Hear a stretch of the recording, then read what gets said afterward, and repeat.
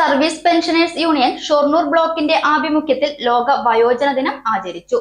ജില്ലാ joint secretary AP. Muraleedharan ഉദ്ഘാടനം ചെയ്തു. അന്തരിച്ച എം.വി. സരസുവിന്റെ സ്മരണാർത്ഥം എ ജ്ഞാനദേവൻ ഏർപ്പെടുത്തിയ എൻഡോവ്മെന്റിൽ നിന്ന് സമൂഹത്തിൽ രോഗികളായി കിടക്കുന്ന 4 പേർക്ക് സാമ്പത്തിക സഹായം നൽകി. 16 വയോജനങ്ങളെ ആദരിച്ചു. യോഗത്തിൽ ബ്ലോക്ക് പ്രസിഡന്റ് ടി.കെ. ഭാസ്കരൻ അധ്യക്ഷത വഹിച്ചു. ഗവൺമെന്റിന്റെ വയോജന നയം 2025 സംബന്ധിച്ച് എസ് കൃഷ്ണൻ വിശദീകരണം നടത്തി. സർട്ടിഫൈഡ് ട്രെയിനർ സി പ്രദീപിന്റെ നേതൃത്വത്തിൽ മെഡിറ്റേഷൻ ക്ലാസ് നടന്നു. ജില്ലാ കമ്മിറ്റി അംഗം P Gangadharan, K Sankaran, M Rajalakshmi തുടങ്ങിയവർ സംസാരിച്ചു.